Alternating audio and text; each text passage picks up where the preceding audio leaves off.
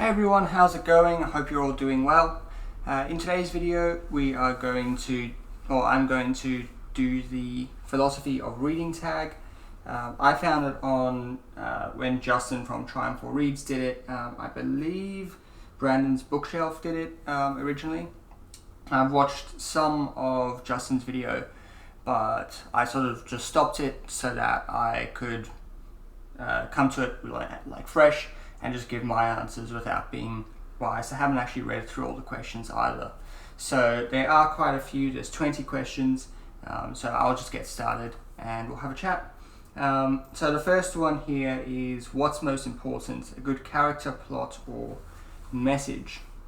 And this is obviously aimed at fiction, which I don't read a whole lot of. The fiction that I have read, I would probably say like none of them, or the character, like the book that I think of as an example of fiction that I've really enjoyed in the past few years is Amor Towles' A Gentleman in Moscow, which is very much character driven, so I suppose you could say character, although the form of that book was what really drew me to it. The way that he used the setting of, for those who don't know, it's a book about this Russian aristocrat who during the Russian Revolution gets put under house arrest in a very fancy hotel in the center of Moscow, and the entire book takes place within this hotel, and you see the history effectively is happening outside, but he's trapped inside, and so you see history of Russia from that kind of unique perspective, and characters come in and out of the hotel over time, and the form of the book is very cleverly done, and so I'd probably say, based on that, if anything, character. I do enjoy a moving plot though, that I can actually track what's happening. Number 2 is, should one read books without ideas or opinions should one read books about ideas or opinions they disagree with?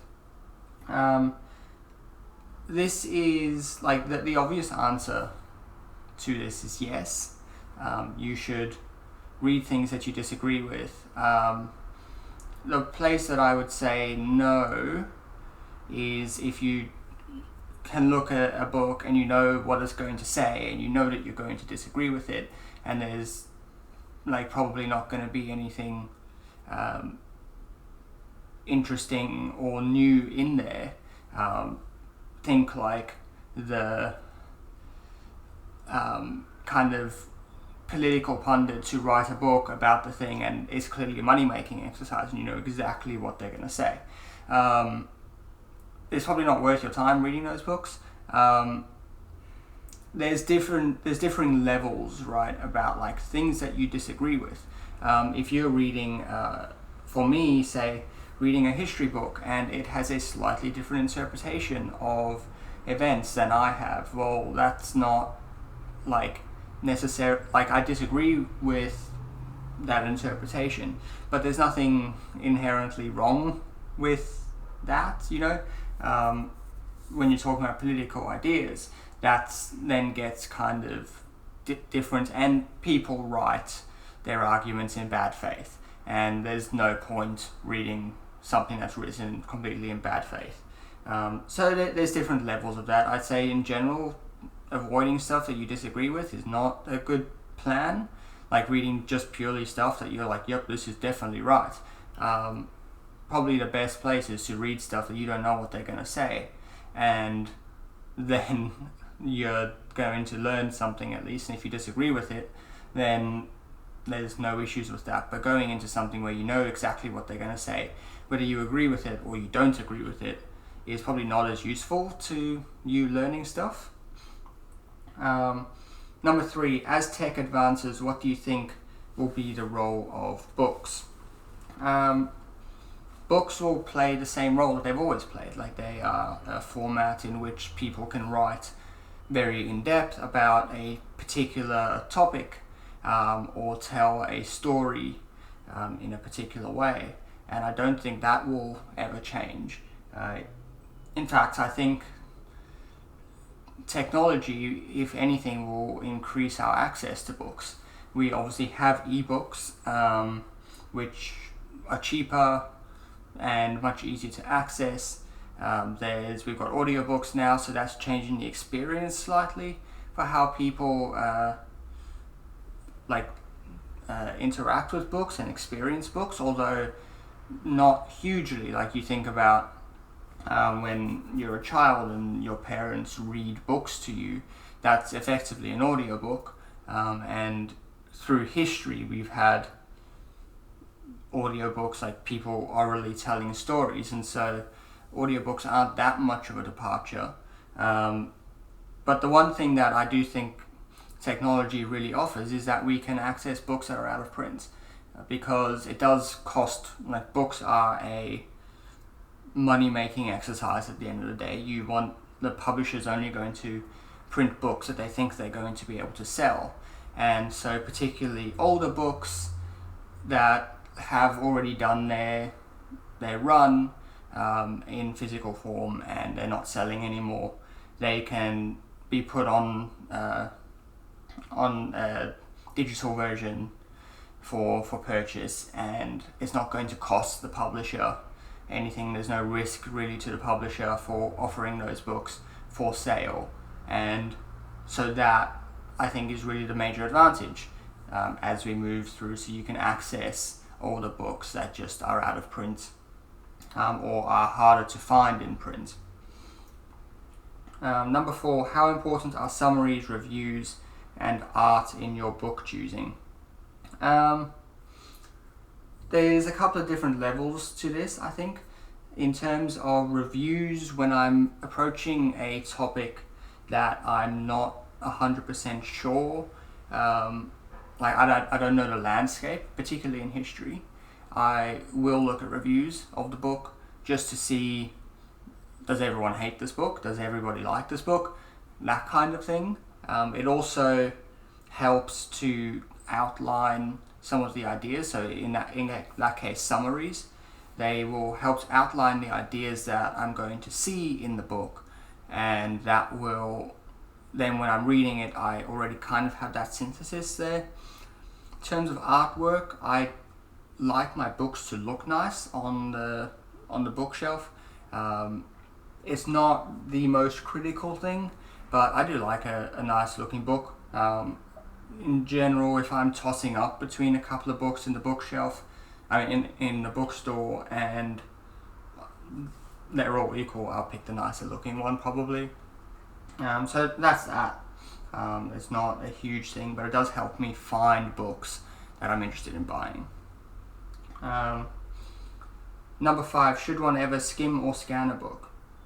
Well, saying never is kind of useless. If you're looking for a particular section in the book because you've read it before and you want to pull out that passage or read that chapter, yeah, obviously skim to find it. If you're doing some kind of research task and you want to find what an author has said about a topic, you can kind of scan around and see how they're positioning it and stuff like that. In terms of actually reading the book front to back, like, scanning is useful in cases. As I said in a video from a couple of weeks ago, reading's about enjoying it, and if you're dead bored in a particular section, there's no problem with scanning it. Like, there's just an understanding that you're not going to fully understand what you're reading, and that's fine. Like, it doesn't matter. At the end of the day, you're reading the book for you, not for anybody else. So yeah, absolutely skim or scan a book when you want to and when you're not enjoying the book, and if it's really that bad, just move on to another book. Number 6, should reading always be enjoyable? Again, always is hard.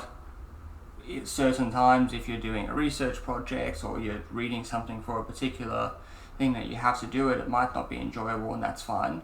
But reading for pleasure should always be pleasurable. If you're doing it as your hobby, yes, it should always be enjoyable on some level, of course. Like, if you're reading about the Holocaust, you're not going to be having a wonder of a time because that's horrible. like top subject matter, and you're going to be probably pretty depressed. But there's, on some level there's an enjoyment that you get out of reading the book, and that should always be the goal. Number 7 is it important to be well read? I guess it depends. If you want to be well read, then yes, it's important. If you don't, then no. I mean, being well read, I suppose, makes you knowledgeable. It can help you navigate various landscapes. I know for myself, having read more history and understanding more about how history is done makes me less susceptible to listening to when I'm listening to various chat podcasts and they start to talking about history, and I'm like, oh, well, that's a bit of a reach there. Don't know if that's quite the or that's one interpretation, I suppose, and there's this evidence there. And so in terms of me enjoying history and wanting to engage with history in a more sophisticated manner, yeah, it's important to be well read, but that's because that's my goal. If that's not your goal, then no, and you don't have to be well read at all. Number 8, what is your book buying process? I don't really have a specific process. Most of the time I will go to a bookshop and look and see if there's books that look interesting, whether that's a used bookshop or a new bookshop. That's generally how I buy most of my books. Sometimes I will have some books that I know I do want to get a hold of, whether that be just because I know it's an important book on a topic. For example, in Kershaw's Hitler, I know that that's an important book it's a very important biography of Hitler, so I was looking out for that.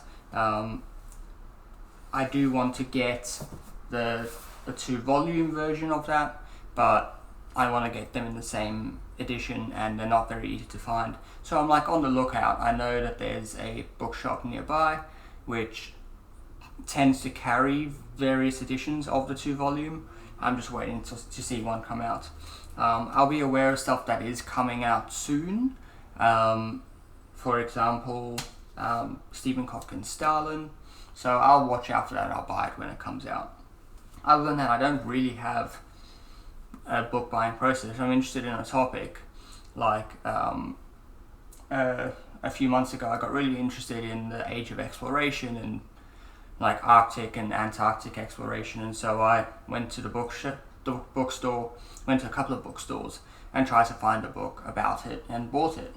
So that's really my book buying process. I don't have a particular, I know some people have, they'll put a list and they'll do, I don't do any of that stuff.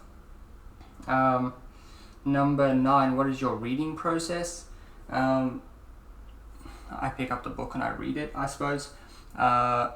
Generally, if you're talking about what is my daily routine, I generally read in the evenings nowadays. It changes depending on, it changes every few months. I generally read in the evening nowadays, before and just after dinner, for maybe an hour and a half, 2 hours, when I find that time, and I will just sit down and read. I don't tend to make a lot of notes and stuff in my books. I just find that reading through the book, and if I really want to deeply engage with it, I'll come back to it. So I don't make a lot of notes in my books, or any actually. And I just read through the book. If there's particular, I have got into reading the introductions to books, just as even if I'm not going to read the whole book, I'll read the introduction, just to understand where they're coming from. And I have got more, as I've become more well versed in various areas of history, I've got more into looking at the footnotes and the endnotes just to understand what body of sources the author is pulling from. But I don't really have a particular reading process. Number 10, how do you use what you read? I suppose this is similar to, this could be talking in a couple of ways. How do I use what I read in terms of the knowledge? Well, it's history, I just enjoy it, and I have conversations with people. I've got historical knowledge, I suppose. In terms of like physically, how do I use the book? It's, like the introduction is a great way to understand what the main argument is going to be, and then the footnotes. I won't flip to like every footnote and look at it, but if there's interesting points that he's making, the end notes, you don't really get footnotes these days in books. If there's an interesting point or something that's a bit out there and it's like clear that it's been referenced, I'll have a look and see where that's coming from. 11, if you could download a book to your brain, would you still read? See, this is like one of those hard ones where like the correct answer is yes, because I really enjoy it. I think it would depend very much on the book. If I could download books, if I just want to find out about a particular topic and I could download the book, like the knowledge in the book, to my brain, would I still read it? No, that's inefficient. But if there is a joy in reading and I enjoy doing it, so there is some sense in which I read. Probably what I would do is read more fiction, because I'd have more, it takes me a long time to get through fiction. I find it very difficult. So if I could download the information from other books, actually that's probably I would read different books. I wouldn't read, because I'd be reading not for the information anymore. I'd be reading for how it's written, etc. I would still read, but probably very different books to what I currently do. Number 12, what are your views on rereading a book? If you want to reread a book, reread a book. It's not my problem if someone else rereads the same book all the time. I generally will reread some books sometimes. There's so many books out there that I struggle to bring myself to reread something I've already read, because the other option is to read something new. But there are things that on my bookshelf that I do want to revisit, and it'll be a matter of when do I find the time to do that. So definitely I'm open to rereading. I just tend to always read new stuff. What I do is audiobooks, I will re-listen to them because I enjoy them, and audiobooks for me are really about the experience of listening to it, particular stories or whatever. I do enjoy re-listening to audiobooks quite a bit. Number 13 we're up to. What makes a book good?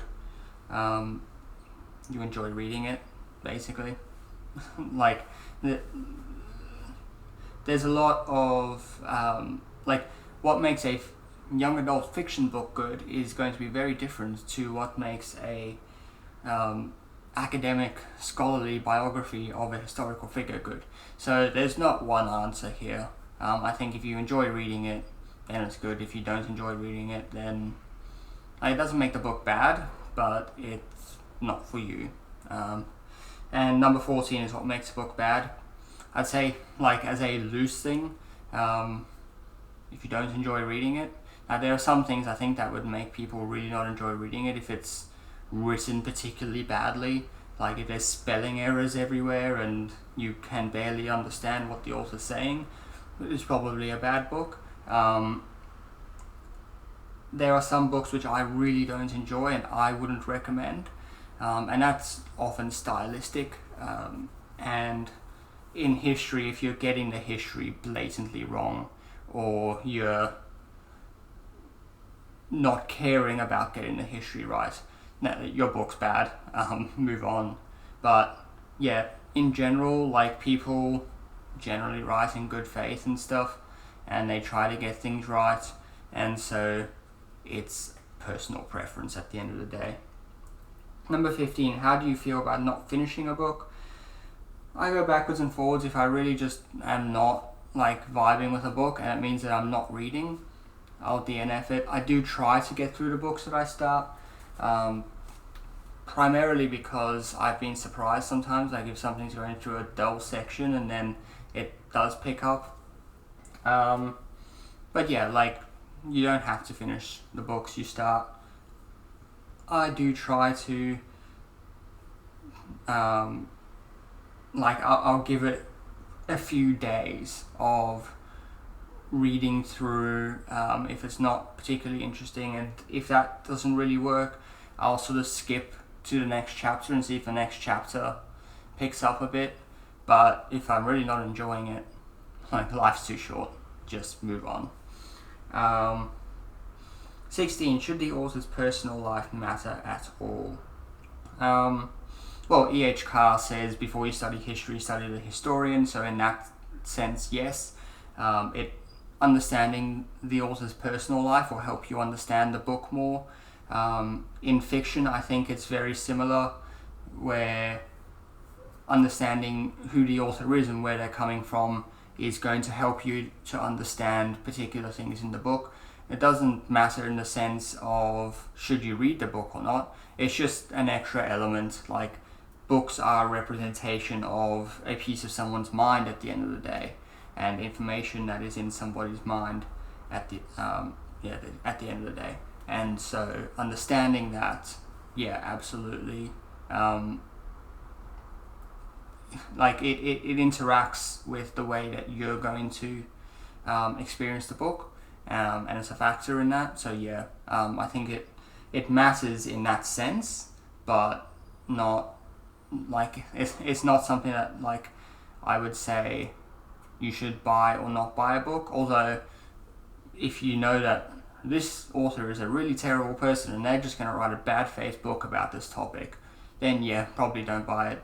And I suppose the financial aspect, in terms of supporting people that are really horrible, that also, like, maybe just, if you really want to read the book, go to the library and get that book, if you don't want to support them.